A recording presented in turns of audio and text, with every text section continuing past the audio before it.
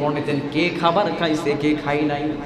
খলিফাতুল মুসলিমিন ওমর খুঁজতে খুঁজতে গ্রামে চলে গেছে। একেবারে গ্রাম দেখে দূর থেকে দেখতেছেন একটা তাঁবুর মধ্যে থেকে কিছু বাচ্চা কান্না করতেছেন। খলিফাতুল মুসলিমিন ওমর তাঁবুর পাশে গিয়ে বসে দাঁড়াইছে।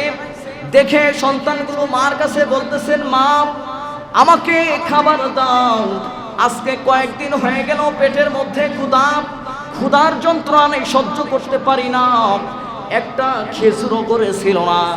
আর অথচ দেখেন আমাদের এখন বর্তমানে শুধু 3 বেলা খাবার না, আমরা মাদ্রাসা ভর্তি করার আগে বলি হুজুর কয় বেলা খাবার আছে, ঠিক না ঠিক বলে? যেখানে ফ্যাসিলিটি ভালো 4 বেলা 5 বেলা খাবার, এই মাদ্রাসায় কি বলে 3 বেলা খাবার দেয়, 3 বেলা খাবার। আপনি এখনো যাত্রাবাড়ি মাদ্রাসায় যাইন, কয় বেলা খাবার? 2 বেলা খাবার। মাদানীনগর মাদ্রাসায় যান, 2 বেলা খাবার। হাটহাজারিতে যান, 2 বেলা খাবার। ডাউল দিয়ে খাবার উঠে খুব কষ্ট হয়ে যায়। আপনি ফরিদাবাদ যান, 2 বেলা খাবার।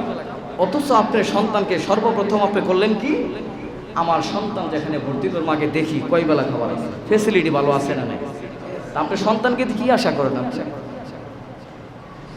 এই জন্য আল্লাহ রাব্বুল আলামিন সর্বপ্রথম বলেন ওয়াল খাউফ, ভয়ের মাধ্যমে পরীক্ষা করবে, খানার মাধ্যমে পরীক্ষা করবে।